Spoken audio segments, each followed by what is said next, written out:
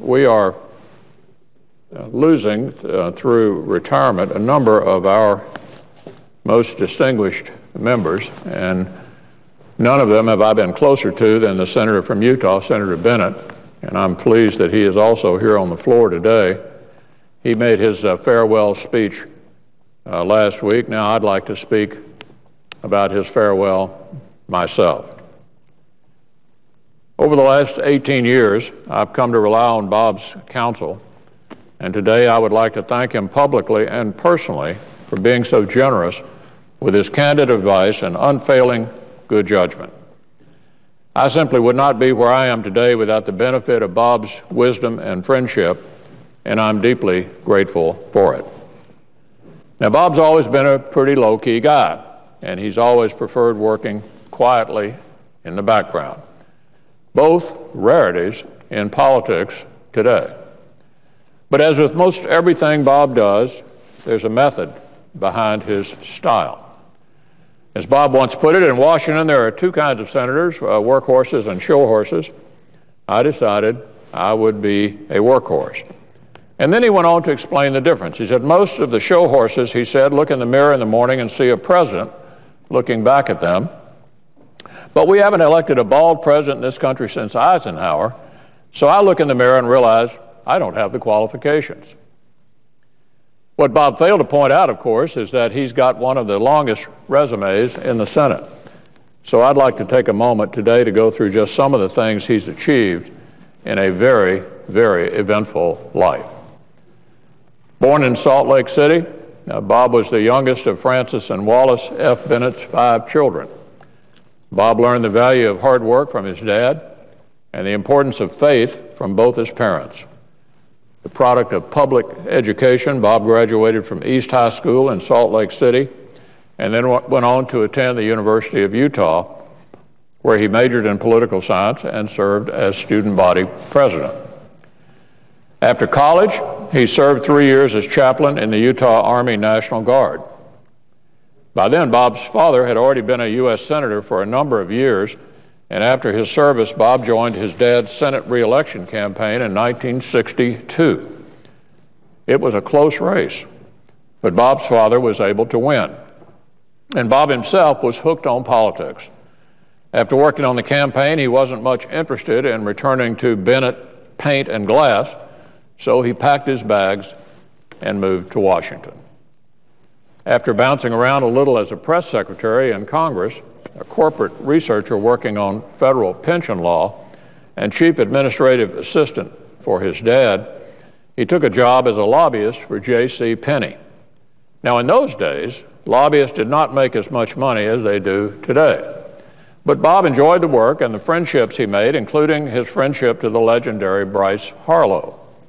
Bryce ended up becoming more than a friend of Bob. He really became a mentor to him.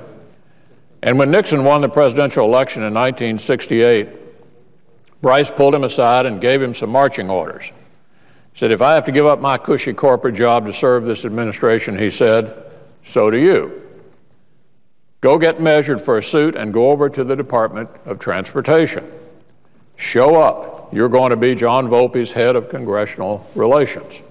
And that's exactly what Bob did. Bob will tell you he was proud of his work and the experience he gained at DOT. He says no department was more successful, and he has all of the presidential pins to prove it. At the end of 1971, Bob was ready to leave government and start something new. So he bought the public relations firm Robert Mullen and Company, and soon unwittingly found himself right in the middle of the Watergate scandal. What Bob didn't know when he bought the firm is that it doubled as a CIA front, and that one of its employees had organized a break-in at the center of the Watergate investigation. The unwanted attention ruined Bob's new business and completely changed the course of his career. Howard Hughes was one of Mullen's clients at the time, and he asked Bob to work for him directly in California. Looking for a fresh start, he took the job and left Washington for the West Coast. After that, Bob found success running a company that made day planners and organizers. Under his leadership, the company went from 4 employees to 700 employees and $80 million in sales. And then in 1992, with Utah Republican Jake Garn retiring from the Senate, Bob decided to fulfill his lifelong dream and follow in his father's footsteps by running for the U.S. Senate. After a tough primary, he beat his Democratic opponent and won the election with a 15-point margin. And since entering this chamber, he's also been a central player in some of the most significant legislative efforts the Senate has undertaken over the last 2 decades. A staunch conservative with a track record of finding common ground on some of the toughest issues, Bob played a central role in the bailout of the Mexican government during the peso crisis in the 1990s. For his efforts, President Clinton praised him as, quote, a highly intelligent, old-fashioned conservative who quickly grasped the consequences of inaction and would stick with us throughout the crisis. Around the same time, he was also instrumental in the passage of legislation related to confidentiality of medical records. As someone who's always worked hard to build relationships with Democrats, I knew I could always rely on Bob to find the pulse of Democrats on an issue. And Democrats would turn to him too. Here's what Senator Reid once said about Bob: "There's no more honorable member of this body than Bob Bennett." Bob and I found common cause over the years, among other things, in our defense of the First Amendment. I remember being in the trenches together over the flag-burning amendment, which we both opposed. Both of us, of course, also strongly oppose any desecration of the flag, but we agreed that an amendment to the Constitution was not the only way to go. And in the end, we prevailed. We thought it was worth the fight to ensure that Congress didn't place any qualifiers on the First Amendment.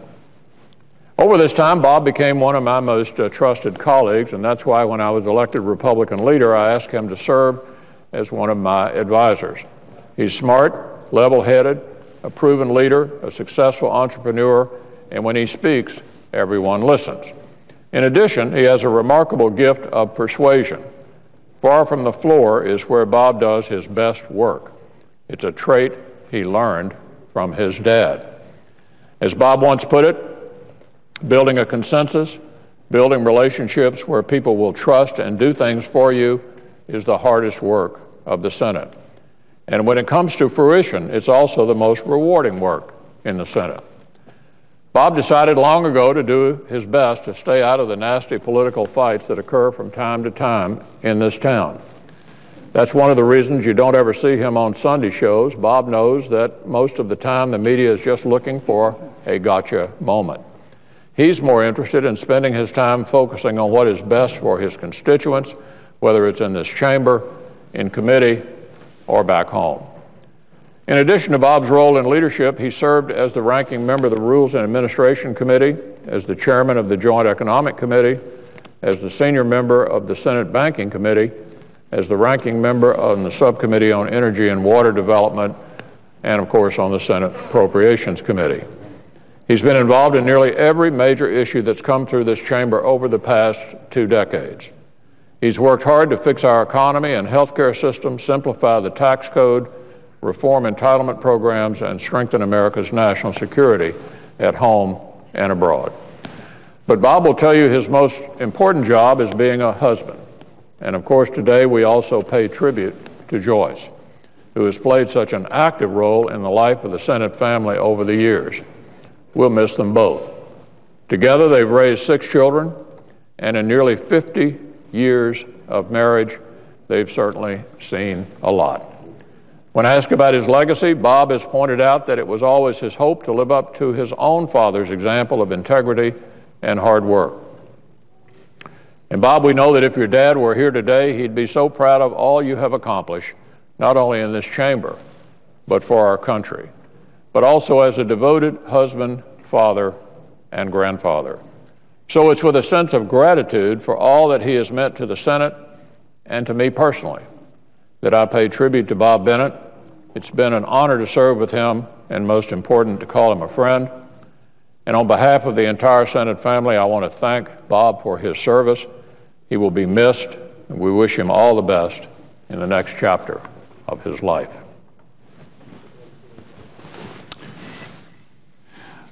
Under the previous order, leadership time is reserved. The Senate will resume